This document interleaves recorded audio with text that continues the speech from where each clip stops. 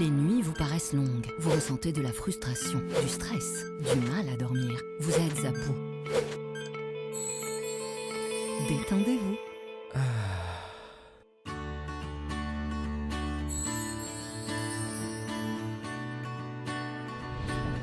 Réduction du temps d'endormissement, diminution des réveils nocturnes, relaxation. Une bonne nuit, ce n'est plus un rêve. Ce produit est un complément alimentaire sans dépendance disponible en pharmacie. N'hésitez pas à demander conseil à votre pharmacien. Mérinal, notre priorité, la qualité. Pour bien s'entendre, il faut bien s'écouter. Rendez-vous sur M, la petite radio du Grand Maghreb. Bonsoir chers amis auditeurs, merci de partager avec nous cette heure. Nous sommes ensemble pour la dernière de la saison. Cela fait 6 ans maintenant depuis que le Café Presse Politique existe et nous sommes ravis d'être encore parmi vous aujourd'hui pour dérouler l'actualité. Nous allons faire aujourd'hui en public, en présence d'un public qui nous est tellement cher, habituellement que nous ne voyons pas. Aujourd'hui, ils sont là en direct. Ils vont participer à l'émission, assister à l'émission et puis participer à l'émission parce qu'au bout de l'heure, nous allons leur donner la parole. Et sans doute allons-nous échanger ensemble sur cette actualité et puis peut-être sur la saison. Merci de nous accompagner jusqu'au bout. Avec nous aujourd'hui, je vais commencer par les dames parce qu'il y en a une. Elles sont rares sur ce plateau. Luisa et Hamedouche, bonjour. Bienvenue, bonjour. Merci d'être là. Maître de conférence, politologue, elle va nous accompagner jusqu'au bout. Elle est complètement impliquée dans ce qui se passe. Elle a suivi aussi ces négociations qui sont engagées. Donc merci de nous accompagner et d'être parmi nous jusqu'au bout. Il y a Ahmed Boubekri que nous retrouvons aujourd'hui. Bonsoir Ahmed. Merci pour l'invitation. Responsable du site Dernière Minute d'Algérie. Il y a Ingrachen, Marine Grachen. Bonsoir. Auteur, journaliste, bonsoir. Merci à vous aussi. Hassan Wali, bonsoir. Bonsoir. Journaliste Al Watan qui va partager avec nous ce moment. Et puis le Qadi Hassan, voilà, directeur d'interface média et qui édite Radio M. Et Maghreb émergent. Merci messieurs, madame, d'être parmi nous ce soir. On va commencer comme on le fait habituellement, une petite image, peut-être une information. Qu'est-ce qui vous a marqué cette semaine? Rapidement, on va faire un tour de table. Lusaït Hamedouche. En fait, je suis désolée, c'est une image qui a un rapport avec l'un des sujets qu'on va traiter. C'est l'image du panel, du dialogue. En fait, la théâtralité de la mise en place du panel, avec les membres du panel d'un côté, les représentants de la présidence de l'autre, le chef de l'État et Karim Younes. C'est une image qui m'a fait rappeler un peu les mises en scène ultra protocolaires qui a marqué des années qu'on aurait dû dépasser depuis longtemps. Du début jusqu'à la fin? Oui, oui. Bon, on va en reparler tout à l'heure. Hassan. Moi, c'est plutôt les feux de forêt qui ont ravagé un petit peu qui ont touché un peu le pays. Pas seulement la Kabylie, mais plusieurs régions du pays. J'aimerais bien juste dire, je souhaiterais pas que ça va brûler tout le pays. Non, pas du tout. Non. Enfin, au sens politique du terme. Oui, on l'a compris. Ahmed. Alors pour moi, c'est le décès de BCE, Badji Sebsi, le président tunisien, et les obsèques qui ont suivi. Mais surtout, cette mort soudaine vient nous rappeler encore une fois la fin d'un cycle de ces dirigeants au Maghreb. Et nous sommes à la fin d'un cycle et il y a certains qui veulent rester par la force. Oui. Amar. En fait, c'est une responsable politique. Je l'ai entendu dire que le Hirak l'empêchait de faire la sieste. J'ai trouvé ça drôle parce qu'en fait, les conseillers du chef d'état-major ne sont pas très loin de cette logique. Je trouve ça drôle, voilà. Hassan disait, c'est qui cette responsable politique? Elle s'appelle Ibtissam Hamlaoui. Du FLN. Ex-militant du FLN. Mais je crois qu'elle a créé un parti... voilà. Voilà, pour l'anecdote. Hassan. La menace qui se précise sur la presse électronique, il y a eu nos confrères de Interline qui ont été suspendus. Il y a, je rappelle, TSA qui est suspendu depuis bientôt plus d'un mois. Et ça se précise, c'est extrêmement préoccupant. Bon, alors on va commencer à dérouler l'actualité. Et la dernière en date, c'est le limogeage du ministre de la Justice. Ça, c'est tout récent, dans l'après-midi. Slimane Brahimi qui est remplacé illico presto par Belkacem Zermati, le procureur général de la Cour d'Alger. Alors, je voudrais avoir votre réaction, une petite lecture de ce qui vient d'arriver. Est-ce qu'il faut faire un lien avec la récente intervention du ministre, du chef d'état-major, Gaïd Saleh? On va rentrer dans les détails. Luzaït Hamadouche. Écoutez, je ne sais pas s'il faut faire un lien ou pas, mais en tout cas, à chaud, 2 ou 3 points. Sur le plan formel, c'est une mauvaise nouvelle dans le sens où, une fois encore, la Constitution est bafouée, dans la mesure où le chef de l'État a dit que, on sait que les prérogatives du chef de l'État sont très limitées et donc il ne pouvait pas toucher à l'exécutif. Mais en même temps, c'est une bonne nouvelle dans la mesure où si on peut changer le ministre de la Justice, on pourra changer d'autres ministres. Par rapport au message politique qu'il peut y avoir derrière, bon, on connaît les antécédents de ce tout nouveau ministre de la Justice. C'est lui qui avait lancé le mandat d'arrêt contre Chakib Khalil et qui l'avait payé pour cela. Donc, il pourrait s'agir d'un message disant que la lutte, entre guillemets, contre la corruption va se poursuivre et peut-être s'accélérer, mais en même temps, rien n'est sûr dans le contexte actuel. Que ce limogeage intervienne juste après l'intervention de Gaïd Saleh et Hussein, on parlait la semaine dernière d'une éventuelle fracture ou d'une fracture, on se posait la question entre le chef d'état-major et le président par intérim. Est-ce qu'on a une réponse ou un début de réponse par rapport à ce limogeage? C'est un sujet qu'on a effleuré un petit peu dans les numéros précédents du Café Presse Politique. Moi, je vois, je crois que c'était quand même le titre du dernier. Oui. Je vois quand même le début de ce qui ressemblerait à une ligne de fracture qui commence à s'insinuer dans le système. Le discours de Ben Saleh le 3 juillet, la déclaration qu'il a faite après avoir reçu le panel Karim Younes, va plutôt dans le sens de l'apaisement. La sortie de Ahmed Gaïd Saleh hier va dans le sens de la confrontation. Et on peut considérer que le poste sur lequel il y a eu le plus d'enjeux entre les deux démarches, le plus d'enjeux et donc le plus de pression, c'est nécessairement celui de la justice. C'est par là que les mesures d'apaisement auxquelles a appelé le président de l'État, élargir les détenus du Hirak, et c'est par là aussi que passe la pression du ministre qui dit il n'y aura rien du tout, il ne se passe rien du tout, de la pression du chef de l'état-major. Et donc je ne suis pas très surpris que c'est par là que nous arrive le premier signe spectaculaire de cette brisure, qui est en train de s'insinuer dans le système, et dont on va peut-être sûrement encore parler. Je note quand même qu'au passage, on a, 24 heures après un discours de Gaïd Saleh qui prétend travailler dans le cadre de la Constitution, on freine. Et moi je retiens plus le côté bonne nouvelle que le côté mauvaise nouvelle, parce que les mauvaises nouvelles, on les avait déjà, ils l'ont piétiné depuis tellement longtemps, cette Constitution. La bonne nouvelle, c'est qu'aujourd'hui, ils le font dans un sens qui peut arranger la revendication populaire. On peut changer le personnel politique. On est dans une situation d'exception. Nous sommes dans la transition. Ahmed, un point de vue peut-être. Ahmed est là-bas. Amar, pardon. Permettez-moi de convoquer une très belle phrase de Hussein Ahmed, maître du mouvement dans le statu quo. Bon, je la sors de son contexte, mais ça me rappelle à peu près ça. En fait, l'état-major a énormément misé sur le panel que préside Karim Younes. Tout le monde, en tout cas du côté du pouvoir, on s'attendait vraiment à ce que la population, dans son écrasante majorité, et la classe politique adhèrent au panel de Karim Younes. Et ils ont été surpris par cette réaction parce que le panel a subi beaucoup de critiques de la part du Hirak, mais aussi il a été désavoué par toutes les personnalités qu'il a invitées à le rejoindre. On a vu Hamrouch décliner, Ahmed Talib Ibrahimi, Bouchachi, Ait al-Arbi, etc.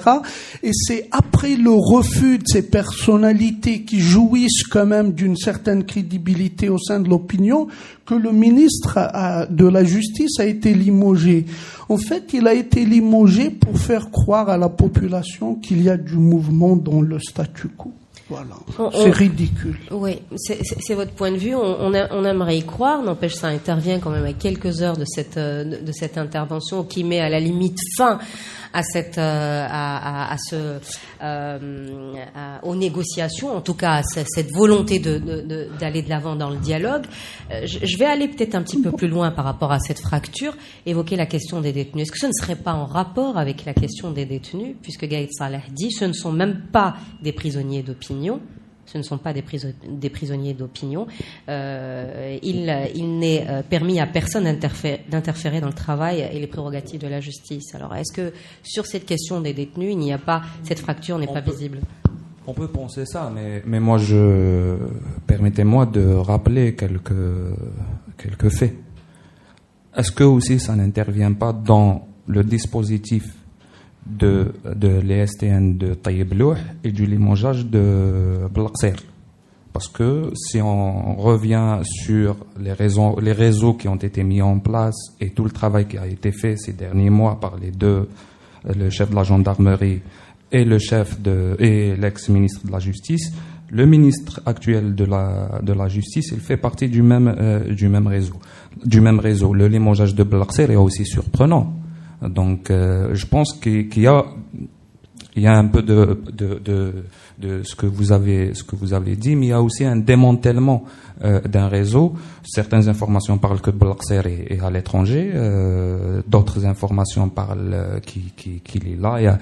Il y a tout ça. Mais moi, je veux aussi, par rapport à tout ce qui se passe, rappeler une chose. On a tendance à analyser la situation par les nouveaux.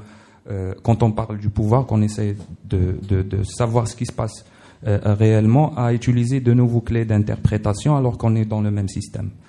S'agit-il vraiment de négociation? S'agit-il vraiment de lutte de clans? On a complètement oublié la question de la lutte de clans, alors qu'il y a quelques signaux qui ne trompent pas de cette fracture, parce que la fracture est non seulement on est au sommet de l'État, mais aussi au sein des partis politiques, au sein de la société civile. C'est pratiquement en dehors du Hirak, qui reste encore solide et unitaire.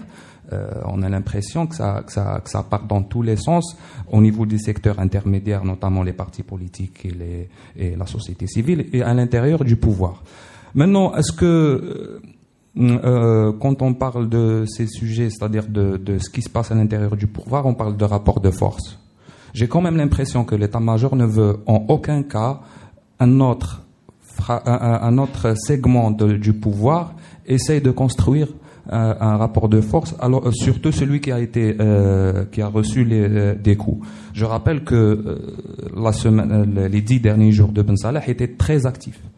Du Caire à Tunis, en recevant le panel, il commence à sortir de son isolement, il commence à entreprendre, il commence à reprendre l'initiative, et on a vu un chef d'état-major complètement en retrait. D'ailleurs, on s'est posé la question. Une fois il a intervenu, il a mis fin complètement à cette dynamique. On aimerait le voir plus en retrait, c'est que ça. Certainement. Maintenant, il faut souligner aussi que Gaïd Salah n'a pas complètement, comment dirais-je, il n'a pas complètement, il a refusé les préalables, mais il est toujours pour le dialogue. Moi, je veux ajouter un truc, c'est que... On va y revenir, parce qu'on n'est pas encore rentré dans le détail de son intervention et de ce qu'il a... Juste une phrase. Moi, je pense qu'ils veulent toujours mettre un écran de fumée pour ne rien lire, pour ne rien savoir de ce qui se passe. Donc le limogeage du ministre de la Justice, il ne s'est rien passé. Hassan Wali. En plus du fait que ce limogeage vient rappeler les libertés qu'on peut prendre avec une constitution qui est dépassée, il faut rappeler que le chef de l'État son mandat a expiré le 9 juillet dans une situation d'illégalité.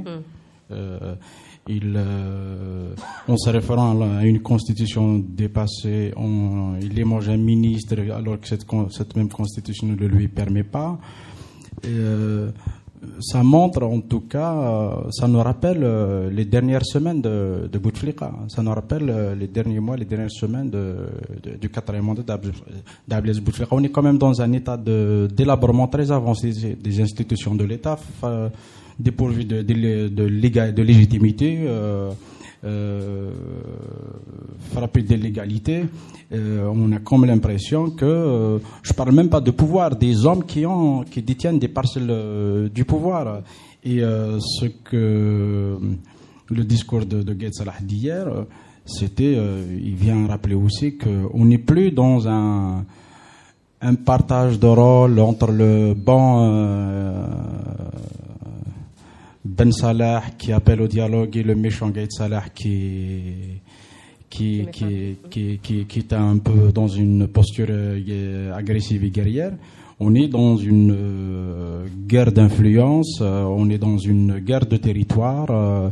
Elle se livre à visage découvert. Alors, justement, puisqu'on parle de cette intervention, on va peut-être revenir au fil du temps sur ce limogeage, mais je voudrais quand même rappeler ce qui s'est passé et ses propos. Donc, qu'est-ce qu'il dit, Gaïd Salah ? Il dit que les élections, ça reste le point essentiel autour duquel doit s'axer le dialogue, loin des préalables. Oui, on parle d'élections présidentielles, loin des préalables. Les détenus ne sont pas, je le disais tout à l'heure, des prisonniers d'opinion. Il n'est permis à personne d'interférer dans les affaires de justice. Inconcevable pour lui de remettre en cause le dispositif à l'entrée de la capitale. Il n'est pas pour interdire ou minimiser les entrées le vendredi, dit-il, mais pour encadrer, pour éviter qu'elles ne soient infiltrées. Le fonctionnement des institutions ne va pas changer. C'est une ligne rouge, il rappelle, jusqu'à l'élection du nouveau président. Donc là, il est bien clair. Le chef d'état-major ne considère pas qu'il y a eu une réponse, ne considère pas qu'il a affaire à toute une population depuis le 22 février, mais à une poignée de personnes qu'il ne cite pas d'ailleurs et qui le poursuivent aujourd'hui. Il dit des personnes mal intentionnées, donc qui le poursuivent depuis le 22 février. On dirait presque que c'est Hamid Green qui lui a écrit son texte. Hein. Oui.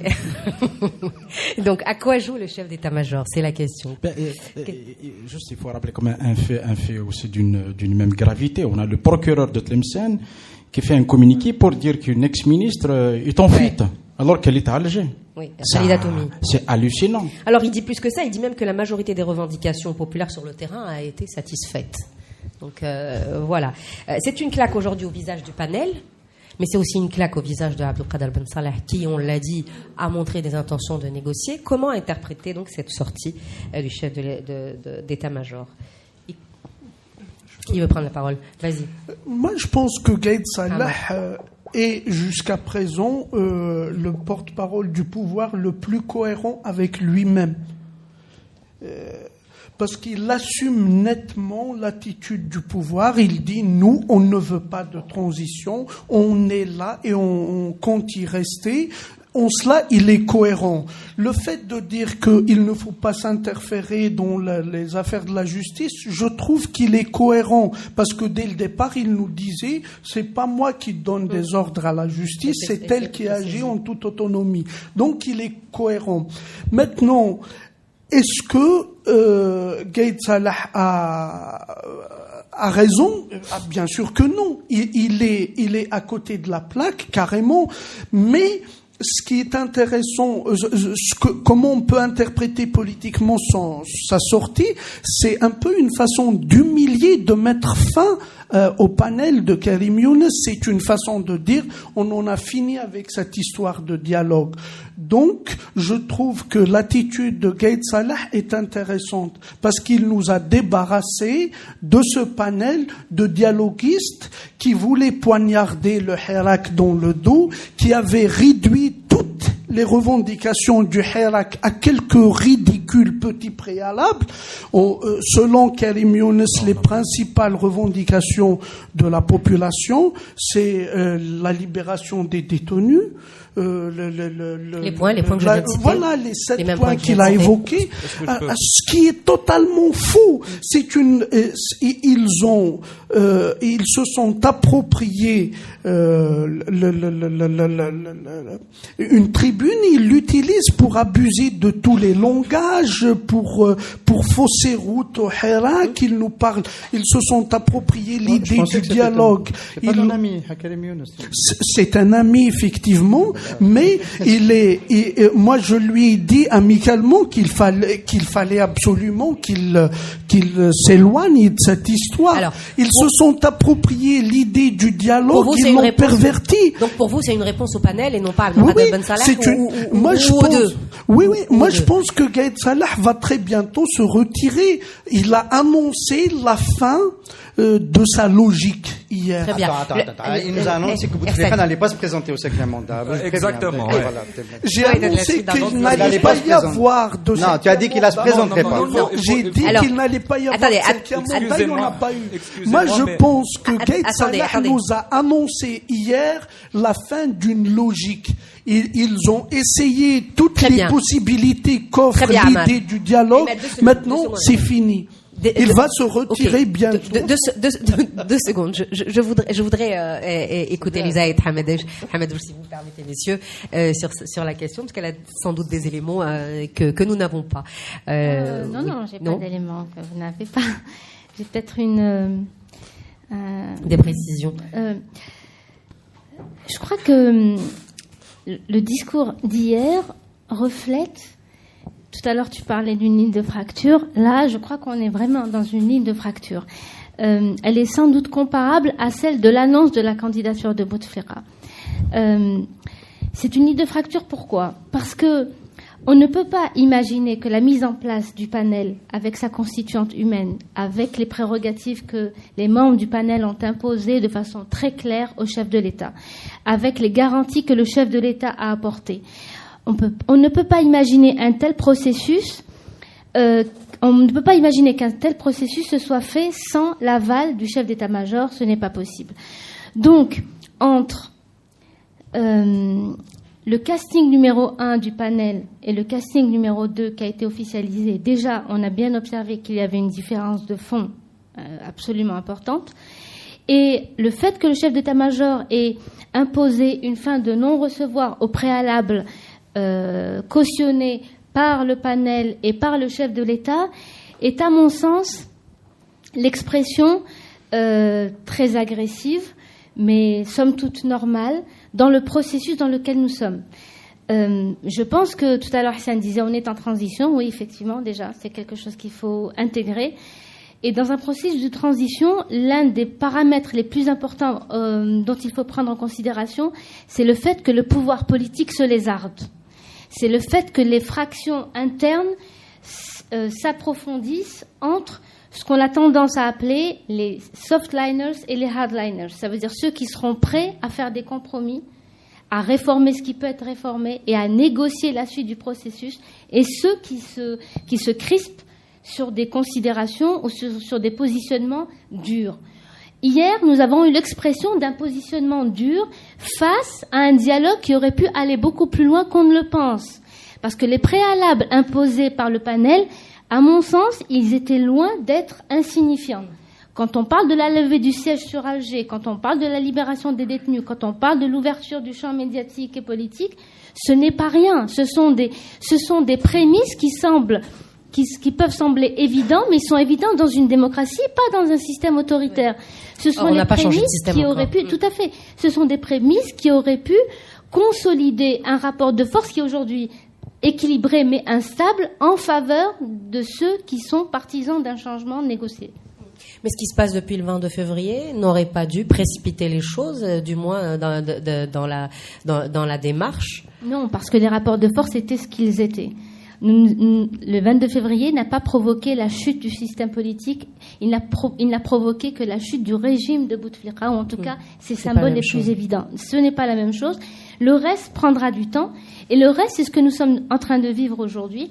Je n'ai pas le sentiment que les négociations soient bloquées. J'ai même plutôt tendance à penser que nous sommes en plein dans les négociations, sauf que nous sommes en phase des négociations informelles qui, dans tous les processus de transition, précèdent les négociations formelles. Mais il reste quand même clair pour le chef d'état-major, et il l'a bien signifié, on va négocier l'élection présidentielle. On ne négocie rien en dehors, en fait, c'est ça. Et du moins, ça bloque, en tout cas, dans un premier temps, ça bloque complètement ces négociations. Non, on ne va pas te laisser reprendre la parole, non. Non, mais attends. Elle le fait pas. Allez, on fait le tour. On fait le tour. Non, mais juste, en tout cas, ce qui s'est passé cette semaine. Elle a dit que tu faisais pas ton boulot. Non. Vas-y, prends la parole. Prends la parole. Tu permets? Non. Vas-y, prends la parole, à moins des excuses. Non, mais au-delà des manœuvres, des contre-manœuvres, de ce qui s'élabore dans l'ombre et de ce qui est apparent dans toutes ces tractations, cela révèle au moins une chose, c'est que finalement, ceux qui restent du pouvoir du Bouteflika, les rescapés du régime de Bouteflika, n'ont ni un plan, ni un scénario, ni une feuille de route. Ils sont dans l'improvisation, ils sont dans le cafouillage. Je rejoins en partie ce que dit Louise Hamadouche, qu'effectivement, il y a ce qui est un classique dans l'histoire des luttes politiques et sociales, dans la nature des régimes poussés au changement. Il y a ceux qui voudraient négocier et d'autres qui font dans la résistance et qui seraient tentés par une contre-révolution. Mais cela dit, encore une fois, ce n'est pas un dialogue, on n'est pas en présence d'un dialogue ou d'un début ou d'une tentative de dialogue ou de négociation. On ne peut pas appeler une démarche où l'ordre du jour est imposé, pris en otage, où la finalité du dialogue est fixée à l'avance. Ce n'est pas un dialogue. Ce que veut le Gaïd Salah, ce que veut Ben Salah, ce que veut le gouvernement silencieux de Bedoui, c'est d'y aller à une élection présidentielle. Ils ont le souci de retour le plus tôt possible à la légalité, parce que ce qui se passe avec cette situation depuis le 9 juillet, le pouvoir perd le monopole de la violence légitime. S'ils veulent revenir à la légalité, élire un président, peu importe les conditions politiques dans lesquelles cette élection va se dérouler, ça leur permet de reprendre le contrôle de la situation, y compris par la force. Ils sont à mon avis, dos au mur, ils sont poussés dans leur dernier retranchement. Et c'est pour ça, moi, je ne crois pas à l'hypothèse d'un pouvoir puissant, d'un Gaïd Salah puissant. Le seul pouvoir qu'a Gaïd Salah, c'est de mettre les gens en prison. Il n'arrive pas à exercer politiquement son pouvoir. Son gouvernement, qui est l'expression politique d'un pouvoir, est mis en quarantaine. Ahmed, l'armée n'a aucune ambition politique, c'est ce que dit Gaïd Salah depuis le début.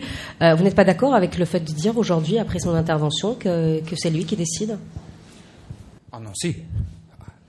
C'est lui qui décide, et apparemment c'est les hardliners qui ont la majorité du pouvoir du pouvoir maintenant, sauf bien sûr, et je ne peux être affirmatif sur cette question parce que je ne suis pas totalement sûr qu'il y a des hardliners et des softliners. Peut-être il y a aussi plusieurs hardliners et plusieurs softliners, et on ne sait pas c'est quoi. J'ai évoqué le mot écran de fumée, on ne sait pas ce qui se passe, et moi je pense qu'il faut attendre la prochaine sortie, premièrement la réunion de demain du panel, et deuxièmement la première sortie la prochaine sortie parce que s'ils vont faire une réunion demain, il se peut qu'ils vont voir Ben Salah prochainement et essayer d'observer les choses comment vont évoluer. Et pour vous, il n'a pas décidé de stopper ces négociations? Non, c'est bien. Il n'a pas stoppé les négociations. Non, il a dit il veut les contrôler. Il veut les contrôler. Il le dit clairement dans le texte. Le dialogue doit continuer, mais il n'est préalable, n'est rien du tout. Bien évidemment, on a quand même un parfum de négoces informels souterraines qui sont là, mais difficile d'avancer sur un terrain où il s'exprime. Il n'y a pas suffisamment d'indices pour essayer de placer chaque segment du pouvoir dans une case qui est softliner ou hardliner, ou les pour le changement ou contre le changement, qui veut le pouvoir, qui ne veut pas le pouvoir. On sait que Gaïd Salah, c'est pas un softliner. Ça, on le sait. Ça, quand même, ouais. 3 points rapidement, si tu permets. Okay. En fait, il faut rappeler quand même que Gaïd Salah a dit une élection présidentielle sans préalable après l'échec du panel. Comment j'ai constaté... l'élection présidentielle sans préalable. Non, ça n'existe pas dans le texte. C'est pas précis. Il a dit on va aller vers des élections préalables sans préalable. Non, il a dit dialogue sans préalable. Le dialogue, c'est quoi? C'est les élections présidentielles. Pourquoi après l'échec du panel? Pourquoi je parle point par point? Il a répondu point par point. Oui, il a dit pas de dialogue sans préalable. Dialogue pour l'élection présidentielle. Pourquoi il a dit ça? Parce que le panel a déjà échoué. Comment le panel a déjà échoué? Il a fait appel à des personnalités beaucoup plus crédibles que celles qui le composent. Elles ont toutes dit non. Ça veut dire rentrez chez vous. Et suite à cela, Gaïd Salah a dit on veut pas de vos préalables, donc rentrez chez vous. Ça, c'est le premier point. Deuxième point, les 7 préalables posés par Karim Younes sont ridicules. Pourquoi?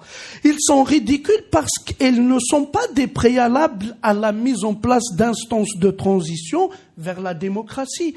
Ils sont des préalables à un dialogue qui va organiser une élection présidentielle qui garantira la reconduction du système que des millions d'Algériens combattent depuis le 22 février et pour beaucoup d'autres depuis 62. Donc, ces préalables ridicules. Le troisième point, Madame Aït Hamadouche parle de hardliner, softliner. Je pense que dans un pays, un État comme l'État algérien qui a atteint des niveaux de corruption jamais égalés dans l'histoire de l'humanité, permettez-moi de citer Noam Chomsky, l'un des intellectuels les plus connus dans le monde. Il dit « Le pouvoir algérien est le pouvoir le plus vicieux et pervers au monde depuis la chute du nazisme. » Je pense pas. Il a dit ça, oui. Je ne pense pas. Vous pouvez vérifier. Moi, je peux vous rappeler. Ahmed, on a vérifié, c'est vrai. Bon. Je continue. Donc, un pouvoir qui a atteint ce niveau de déliquescence et de corruption, un chef de la DGSN qui marchande la cocaïne, excusez-moi, c'est très grave. Un pays comme ça ne peut pas avoir en son sein des instances qui pourraient éventuellement avoir des propensions au changement démocratique. Alors. Donc, un autre point théorique, non, c'est juste la suite du troisième point. L'Espagne post-franquiste a été à peu près dans le même schéma que l'Algérie d'aujourd'hui. Non, jamais. Le gouvernement Suarez n'a pu faire des réformes que parce que, à côté, il y avait les Basques et les communistes qui faisaient des attentats quotidiennement. Je parle d'attentats terroristes qui faisaient des morts.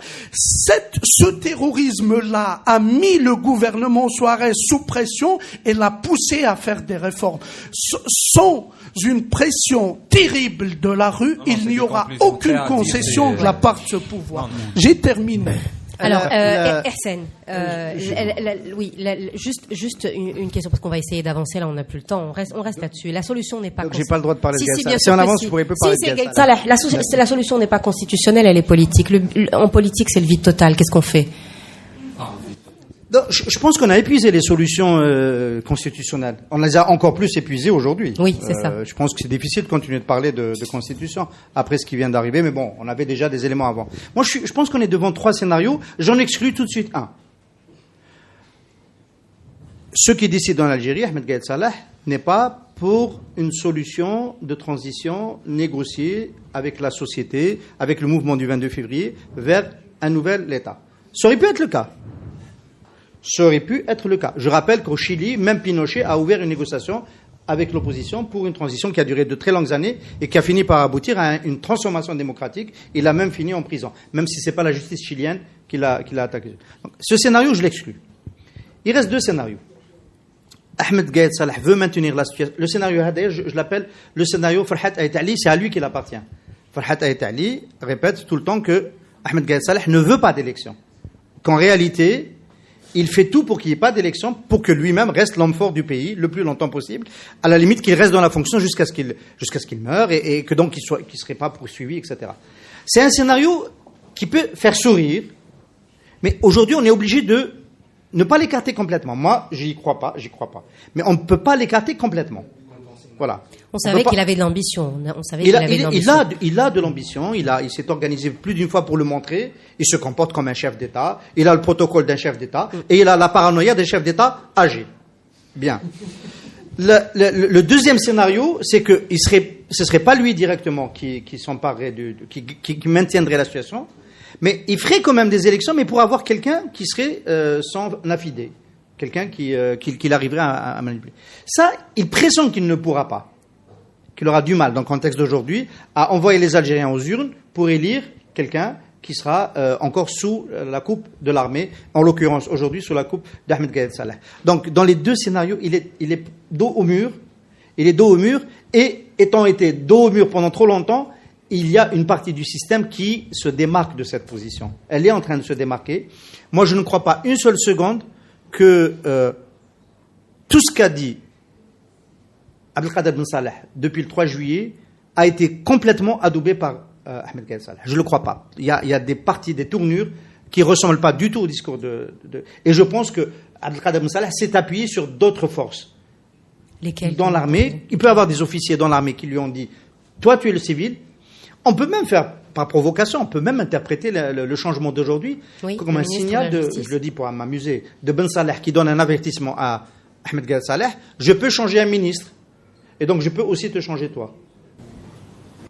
Personne n'y croit. S'il a pu Attendez, le patron personne de la n'y croit. gendarmerie, il peut Personne n'y limoger croit. Mais n'importe qui. est-ce que vous pensez que Gaïd Salah n'a pas répondu à Ben Salah en premier en disant que personne ne peut intervenir? C'est à lui qu'il a répondu. On est dans une dualité de pouvoir. Il ne faut pas oublier que Ben Salah peut le démettre de son poste de chef d'état-major. Évidemment, il n'en a pas le courage politique, ni la stature, etc. Mais nous allons de plus en plus, la solution pour le système, l'autre solution, va de plus en plus être incarnée par quelqu'un comme Abdelkader Ben Salah, plutôt que par quelqu'un comme Gaïd Salah.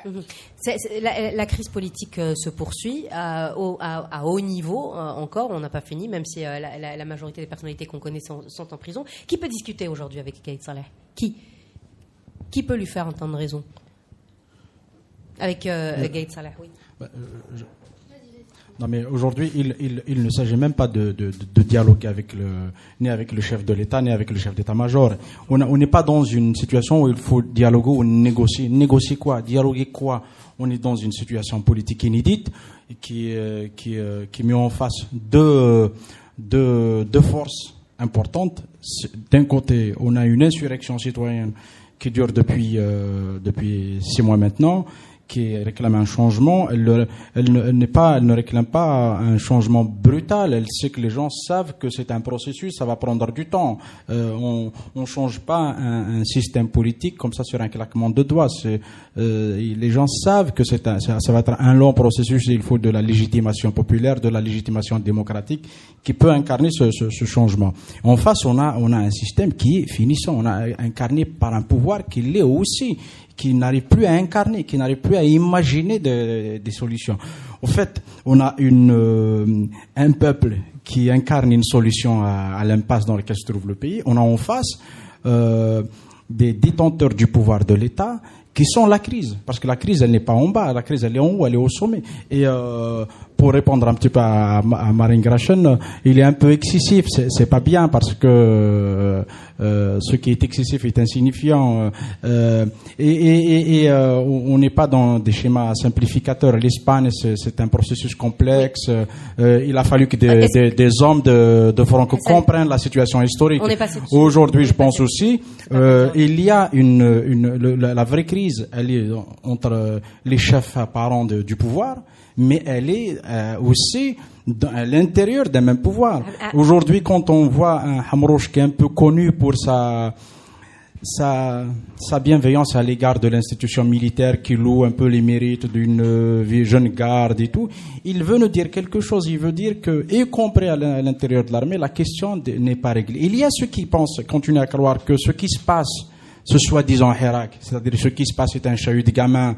On va terminer là-dessus parce qu'il ne nous reste plus beaucoup de temps. Moi, je voulais juste dire un mot. Juste par rapport à Abdelkader Ben Salah, parce qu'on n'a pas fait le tour justement de la question. Aujourd'hui, on a Abdelkader Ben Salah, une fracture avec le chef d'état-major. Et qui peut lui faire entendre raison? Est-ce que Abdelkader Ben Salah... Non. Non. Oui, on essaie, on entend. Moi, je crois que si on avait été dans une situation normale, entre guillemets, le problème posé par le discours agressif de Gaïd Salah et sa posture aurait été résolu comme les crises politiques précédentes. La même façon dont Chadli Benjid a été retiré, il aurait été écarté d'une façon consensuelle et collégiale au sein même du système politique. Aujourd'hui, il y a le soulèvement populaire qui met en avant une source de pression qui n'a jamais existé auparavant. Donc ça met aussi en avant des fractures au sein du système qui sont impactées par ce qui se passe dans la rue. C'est la raison pour laquelle on n'assistera pas certainement à un règlement, à une résolution interne à la façon dont ça s'est toujours produit, mais la façon dont va être gérée la question des hardliners, et je continue à dire des hardliners et des softliners, aura un lien direct avec la façon dont le soulèvement populaire fera pression de façon politique. Et continue. Oui. Moi, je pense.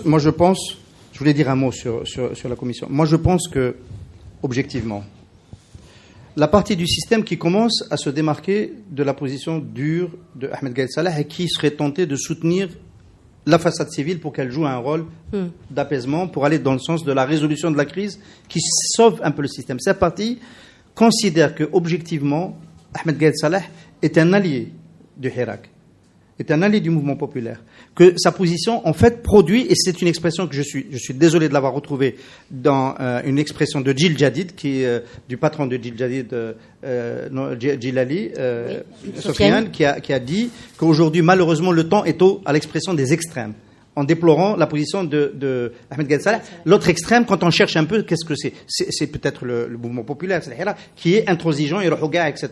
J'espère que c'est pas ça qu'il veut dire, mais s'il dit ça, il y a des gens dans le système qui pensent que la poursuite du seul monologue de Ahmed Gaïd Salah va continuer à radicaliser la population, et ils auraient tous collectivement beaucoup plus à perdre. C'est pour ça que je considère que l'offre de dialogue, de médiation, était en train de créer une division dans la classe politique, dans la société civile à laquelle nous appartenons, nous militons dedans, et nous avions de gros problèmes pour savoir, en fonction de la composition du panel, en fonction de l'acceptation ou pas. Moi, je suis pour le dialogue. J'étais pour la médiation, pour dialoguer, pour le dialogue sous les conditions qui ont été édictées par ton ami Karim Younes, pour essayer de voir comment aller trouver une solution pour isoler l'expression radicale, pour dire c'est possible. L'expression radicale de Ahmed Gaïd Salah. J'étais pour. Et on était très embêtants, très embêtés. Parce que dans le casting, il y avait des gens qui voulaient y aller, des gens qui voulaient pas y aller, etc. Et la division, elle est commencée à toucher sérieusement le pôle de l'alternative démocratique, le pôle du 6 juillet. Ahmed Gaïd Salah nous a réglé le problème. Il nous a réglé le problème. Depuis le discours d'hier, je vois plus qui pourrait continuer à parler sérieusement de cette médiation. Est-ce qu'elle peut encore survivre? J'ai du mal à y croire, mais il nous a réglé le problème. Et il apporte à ce moment-là de l'eau au moulin à la partie du système qui comprend que cette ligne-là conduit à la perte collective de leurs privilèges, et de manière beaucoup plus lourde. Moi, je pense juste un... Oui. Juste par rapport au dialogue, par rapport à la commission de dialogue, je l'ai dit à l'émission l'avant-dernière, que le dialogue ne doit pas être l'otage ni de la rue, ni d'une partie du système, etc. Mais la manière avec laquelle a été enclenché ce processus est complètement fausse. La manière avec laquelle c'est un casting, on vient, on s'assoit, elle l'a bien illustré Madame au début de l'émission. Encore une fois, il y a des fractures au sein de la société civile et au sein de la société politique, et un dialogue, il doit ramener tout le monde. Pour ramener tout le monde, il fallait d'abord discuter. Il fallait peut-être avoir maximum 3. Une petite parenthèse au sein de la société civile, il n'y a pas de fracture. Hein. On n'a jamais été aussi. Si, avec l'initiative de Arab. C'est pas grave. Je sais que c'est Il pas grave. y a eu l'épisode arabe.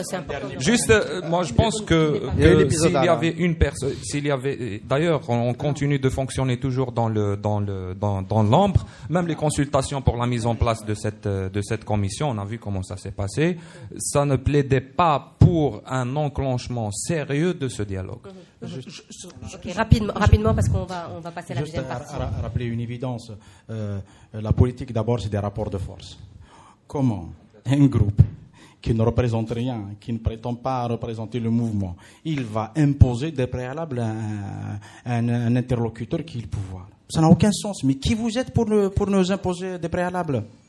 Mais qui vous êtes? On a vu, moi j'étais scotché, sidéré, Fatah Benabou, on avait l'impression qu'elle avait rencontré je ne sais pas qui. Elle est revenue de la présidence complètement impressionnée. Constitutionnaliste, mais c'est pas possible. Mais tu vas imposer des préalables avec ce type de discours et d'attitude. Mais rentre chez toi. Un peu de respect pour les gens qui sortent manifester tous les jours. Ou qui sont en prison. Ben oui, c'est pas possible. Ben, on a rencontré, il faut voir comment il nous a parlé, il nous a rendu heureux. Ah bon? Ben c'est pas sérieux. Et tu vas imposer des préalables à Gaïd Salah. S'il n'a pas envoyé un missile, ils sont déjà. Amar. Il y a un abus de langage. Le Gaïd Salah n'a pas proposé un dialogue. C'est lui qui appelle ça un dialogue. Il n'en est pas un. C'est un monologue, puisque les objectifs sont fixés à l'avance. Et Gaïd Salah, en faisant ce qu'il a fait, il n'a pas fait une offre politique au mouvement. Excuse-moi. Il y a des gens, des gens plus radicaux que toi, beaucoup plus radicaux que toi, qui pouvaient envisager donc de rentrer dans ce cadre avec le préalable de la présidence et d'en changer les règles. C'est une possibilité qui a été envisagée. Donc il faut arrêter. Attends, il faut se rendre compte que Ben Salah a proposé que l'organisation des élections, ce n'est plus l'État, ce n'est plus le Conseil constitutionnel. Il la donne à une commission tout à fait autonome. Donc tactiquement, les Français, quand on a commencé Melun et avant, les Français voulaient garder le Sahara, voulaient garder une forme d'autonomie, un pacte prioritaire avec la France. Le FLN, il n'a pas dit je discute pas. Il a dit je discute et puis on verra. Il a commencé à discuter et il a pris le FLN était représenté par des représentants légitimes. Là, on a affaire à des gens fascinés par le pouvoir. Gaïd Salah compte beaucoup plus sur la servilité de ces gens. Hassan vient de l'expliquer très bien. Une constitutionnaliste qui change de discours tous les matins, c'est pas sérieux. Ce sont des élites très corvéables, serviles, fascinés par le pouvoir. Et il a été question d'autres personnes. Les autres personnes sérieuses ont toutes décliné sans aucune hésitation. Elles ont très négocié. Tu n'es pas au bon niveau d'information. Oui, alors. Elles ont communiqué. Saïd Salhi, tu peux pas, il est beaucoup plus radical que toi, je suis désolé, il est vice-président de la Ligue de droits de l'homme, il est militant tout le temps sur le front. Et d'autres, il y a aussi, Nasser Djabi, comment il s'appelle? Lias Merabat, Ben Atia, ils ont discuté, ils ont prédiscuté, posé des conditions, essayé de voir. Tu veux pas alors, je ne suis pas dans l'obligation de partager. On va s'arrêter là. On va s'arrêter là parce qu'après on n'a plus le temps. On va s'arrêter là. On va revenir dans un petit instant, une petite pause et puis à tout de suite. À tout de suite pour la fin de l'émission.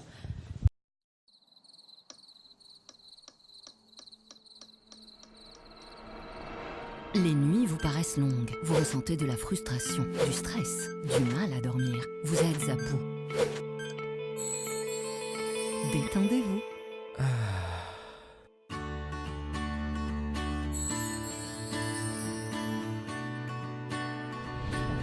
Réduction du temps d'endormissement, diminution des réveils nocturnes, relaxation. Une bonne nuit, ce n'est plus un rêve.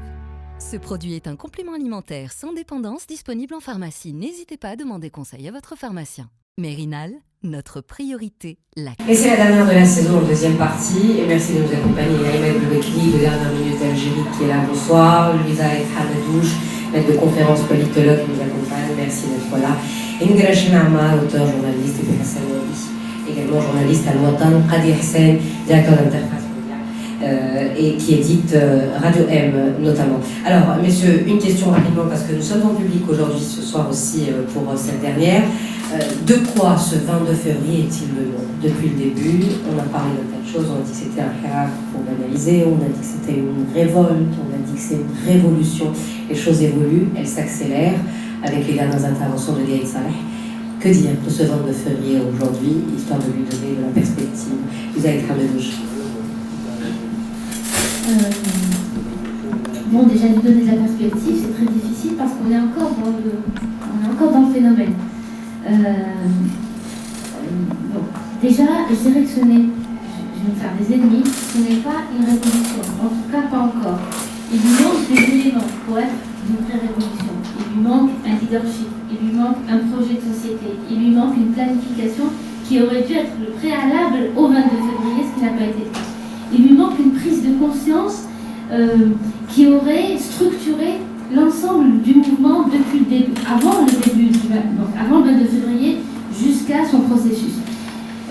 Ce qu'il est, très certainement, c'est au moins un soulèvement, dans la mesure où c'est une révolte plus une direction dans laquelle il se dirige progressivement. Parce qu'une révolte, ça peut aller dans tous les sens. Hein. C'est comme un mouvement aussi. Un mouvement, c'est une dynamique, mais qui ne prend pas une direction déterminée. Là, c'est plutôt un soulèvement parce qu'il y a ce sentiment et ce mouvement de révolte contre une autorité qui est tout à fait déterminée. Et il y a aussi une direction que le soulèvement prend. On l'appellera démocratisation, c'est le terme le plus judicieux. Aujourd'hui, nous sommes à quelle phase? À mon sens, jusqu'au 9 juillet, si on devait vraiment mettre des dates précises, nous étions en phase de pré-transition. La pré-transition, c'est toute la dynamique sociale, politique, partisane, culturelle, qui prépare à quelque chose, qui prépare à une phase. Aujourd'hui, depuis le 9 juillet, sur le plan légal, nous sommes entrés en transition parce que le schéma juridique, légal et politique en place n'est plus valable aujourd'hui. Ce n'est pas reconnu en tant que tel, mais c'est pourtant le cas. Nous sommes, je pense, en phase de transition négociée. Et là aussi, les négociations ne sont pas formelles et elles ne sont pas assumées en tant que telles. Tout ce dont nous parlons tout à l'heure, la façon dont on perçoit les préalables, les conditions, qu'est-ce qu'on entend par dialogue, qu'est-ce qu'on entend par négociation, quelles sont les parties qui vont négocier, tout ça fait partie en fait de la négociation. C'est comme ça qu'on prépare une négociation. Maintenant, on a vu entre la proposition du dialogue et le discours d'hier, une proposition d'apaisement, une proposition d'aller vers l'avant de façon pacifique et négociée, puis un retour. Là aussi, ça fait partie du processus de négociation, parce qu'une transition, ce n'est surtout pas un processus linéaire qui est fait de victoire après victoire. Non, ce sont des allées et des retours, des petites victoires, des petites défaites, jusqu'à ce que le processus atteigne la maturité nécessaire, la vitesse de croisière nécessaire. Et là aussi, des conditions sont nécessaires. Parmi les conditions nécessaires, c'est que ce soulèvement populaire soit accompagné, et je dis accompagné parce qu'on a tendance à dire que c'est l'armée, que c'est l'institution militaire qui accompagne, soit accompagné de forces politiques organisées et structurées. C'est absolument indispensable, c'est absolument nécessaire.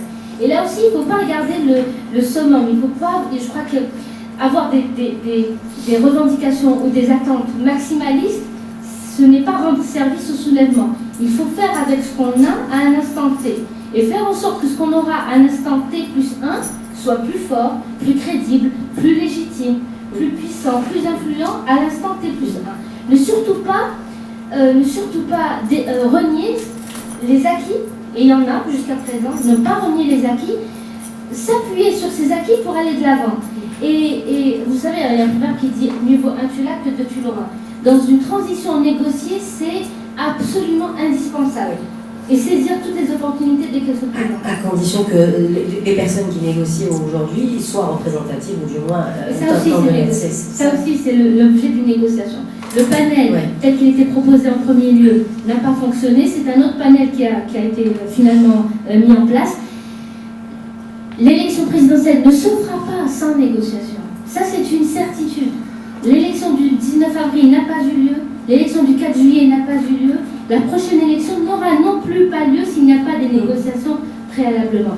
Le panel made by Karim n'a pas fonctionné. Gageons que d'autres initiatives auront lieu, notamment avec la société civile, notamment avec les partis politiques, de façon à obtenir un résultat qui soit qualitativement meilleur que celui qui a échoué aujourd'hui. Et donc ce sera long.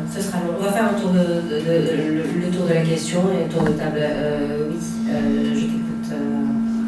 Pour revenir sur la même question. Des fois qu'on parle des panels. Non, c'est par rapport au mouvement du 22 février. Pour moi, c'est quelque chose, c'est comme un être humain. Il naît, un enfant, puis c'est l'adolescence, puis c'est l'âge adulte, etc. Donc, quand il était enfant, il était spontané, il y avait une seule tête en face, c'était Bouteflika, etc. Il a évolué. Maintenant, on est en pleine phase de négociation, de dynamique complexe et d'autres, comment dirais-je, c'est un peu le murahaka d'Adja, parce que on est en plein dedans. Donc plus on sort de cette période le plus rapidement possible, plus on est, bien sûr, négocié dans le bon sens, plus le mouvement impose ses revendications, et je refuse carrément les thèses qui disent que le mouvement au départ il voulait uniquement le départ de Bouteflika. C'est pas vrai, c'est totalement faux. Dès le premier jour, c'est un dégage.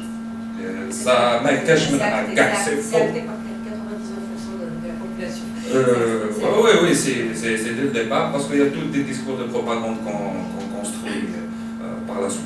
Donc la deuxième des choses pour moi, bien sûr, quand on parle de cette période, on parle de politique. Quand on parle de politique, c'est le choc des intérêts et le choc des ambitions.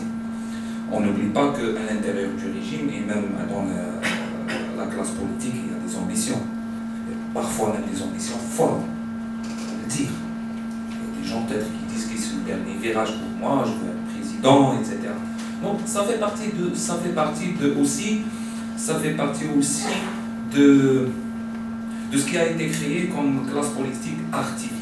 La vie politique, il n'y avait pas de vie politique en Algérie. C'est une vie politique artificielle qu'aujourd'hui, où nous avons tellement besoin de partis politiques, il faut reconnaître qu'aujourd'hui, les partis politiques n'ont pas fait d'activité depuis le 13 février.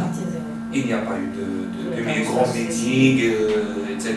Ils n'arrivent pas à se coaliser d'une manière plus grande, etc. La deuxième remarque, je pense que c'est la plus importante, et ce mouvement, il n'est pas comparable à la Révolution française, à la Révolution bolchevique, etc. Mais en 21e siècle, on est dans une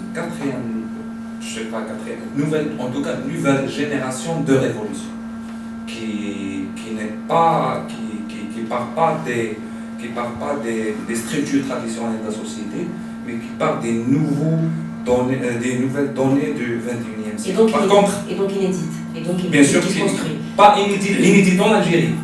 Mais on peut la comparer, je pense qu'on a oublié Occupy Wall Street, les indignés en Espagne, etc. C'est en lien direct, c'est en lien direct. Il ne faut surtout pas dissocier tous ces mouvements. Donc, la composante principale, c'est les jeunes, hyper connectés, avec des nouvelles paradigmes. C'est complète, ils s'habillent autrement. Et s'identifient autrement, ils sont plus unis que les générations de plus de 30 ans. Mais qui ont besoin d'un relais politique. Ils ont besoin d'un relais politique. Mais c'est un peu, comme on le l'Arabia, où il a d'Assira. Ça va être un peu beaucoup de. Ça va traîner. Ça va un peu traîner, mais j'aimerais bien que peut-être les partis politiques, c'est le moment de décoder cette catégorie, ce coup-là, de décoder comment pénétrer dedans et essayer d'avoir une assise à l'intérieur et essayer de comprendre, etc. Parce que c'est les mêmes jeunes qu'on trouve dans les nouvelles méthodes d'expression, qu'elles soient artistiques, qu'elles soient sur les médias sociaux, etc. Et ça, c'est très très important et ce n'est pas fait juste avant. Hassan. Moi, je vais prendre le point de l'analyse de Louisa. Moi, je pense que le 22 février, c'est une éruption. C'est qui s'est vite transformée en insurrection citoyenne et que rapidement elle a pris les contours, les formes d'une révolution démocratique. Elle est l'expression d'une crise profonde de l'Algérie. Elle est la conséquence d'une impasse historique intégrale. On voyait les signaux que le système était agonisant, les acteurs politiques les plus sérieux, les plus modérés, les plus sages le disaient depuis quelques années déjà, mais c'était imprévisible, c'est le propre de ce type de phénomènes politiques et sociaux. On ne peut pas prévoir un séisme, on ne peut pas prévoir une révolution. On sait que Lénine disait qu'il faut des conditions objectives, mais il faut surtout des conditions subjectives. Et je pense que la caricature qu'incarnait la fin de mandat de Bouteflika et les intentions de le reconduire était cet aveuglement du pouvoir qui provoque sa propre chute. Et aujourd'hui, c'est une révolution démocratique qui a eu quand même comme effet immédiat une transformation profonde, une mutation profonde, culturelle, intellectuelle et politique dans la société. On a vu, moi j'appelle ça le peuple du vendredi, c'est un peuple révolutionnaire. Il transforme la société dans ses rapports, dans son agissement, dans son comportement, dans ses attitudes, dans sa façon d'imaginer, de voir. Il y a je n'exagère pas, c'est une résurrection. Quelque chose est né le 22 février. On est dans une situation qui ouvre pour le pays c'est une nouvelle séquence historique qui s'ouvre pour le pays. On est à ses débuts. Bien évidemment, c'est une révolution démocratique qui est au milieu du gué. Elle a réussi le plus dur, elle reste essentielle. Elle est combattue, elle est contrariée. Bien évidemment, des tentations contre-révolutionnaires sont à l'œuvre, ce qui est normal dans un processus révolutionnaire. Mais il y a en face, en bas, un peuple déterminé qui est conscient de son pouvoir. Il est redevenu la centralité, il est redevenu l'acteur central, sans lequel rien ne pourra se faire, rien ne pourra s'élaborer, ne pourra être engagé politiquement dans le pays. Ça n'existe nulle part ailleurs dans l'histoire des luttes politiques. C'est pour ça qu'on ne peut pas l'analyser avec les instruments de la science politique classique qui étaient valables pour la révolution bolchevique, la révolution française, la guerre d'Algérie ou d'autres situations historiques qui sont passées. Moi je pense que l'analyse de la science politique de ce moment viendrait à posteriori. Non, je ne vise personne, c'est juste pour finir qu'on est dans un moment de doute, c'est normal. On est Gramsci qui disait que on est dans un clair-obscur où tout peut surgir. Moi je pense que ce n'est pas les démons parce que cette révolution est en train de s'en débarrasser un à un. Et je pense que peu importe l'issue politique de cette révolution démocratique, désormais l'Algérie, grâce à un peuple extraordinaire, c'est pas pour fantasmer le peuple, il est en train d'insérer l'Algérie dans le siècle de la modernité. Il y avait un avant 22 et un après, ce sera plus jamais pareil. Allez, on termine là-dessus. Moi, je crois qu'il y a 3 points intéressants dans cette révolution, et effectivement, je considère que c'est une révolution. D'abord parce qu'elle a réconcilié les Algériens avec eux-mêmes. Avant, tout le monde avait peur de tout le monde, on était dans une forme de panne historique qui nous empêchait de communiquer les uns avec les autres, de nous aimer, et surtout d'un point de vue psychanalytique, il y a un Allemand qui parle du narcissisme de vie et du narcissisme de mort.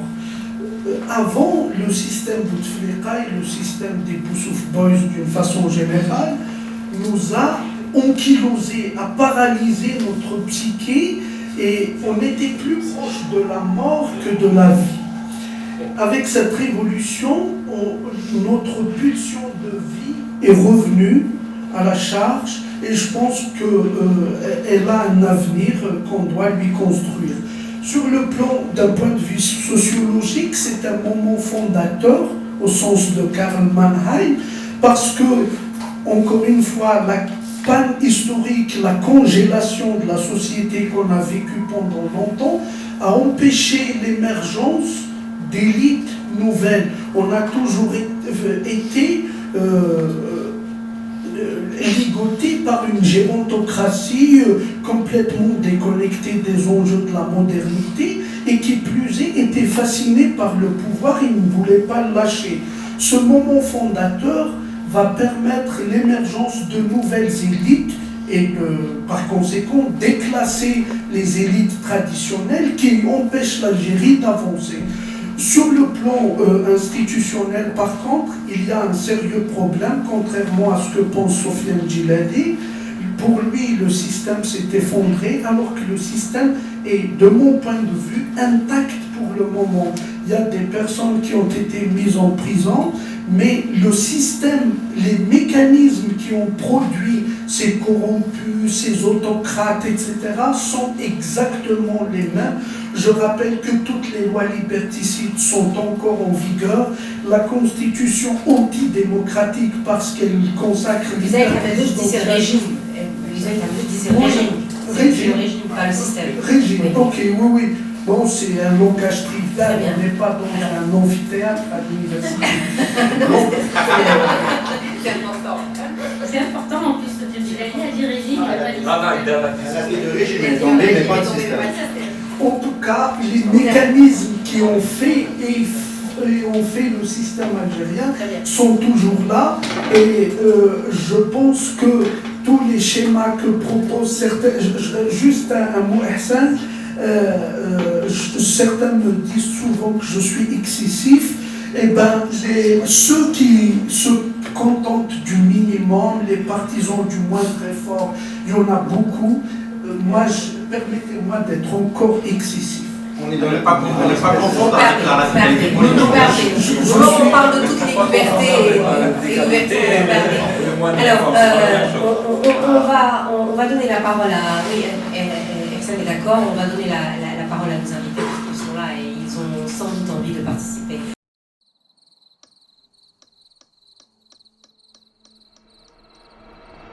Les nuits vous paraissent longues, vous ressentez de la frustration, du stress, du mal à dormir, vous êtes à bout.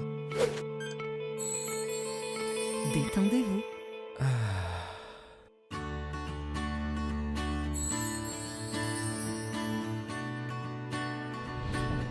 Réduction du temps d'endormissement, diminution des réveils nocturnes, relaxation. Une bonne nuit, ce n'est plus un rêve. Ce produit est un complément alimentaire sans dépendance disponible en pharmacie. N'hésitez pas à demander conseil à votre pharmacien. Mérinal, notre priorité, la qualité. Pour bien s'entendre, il faut bien s'écouter. Rendez-vous sur M, la petite radio du Grand Maghreb.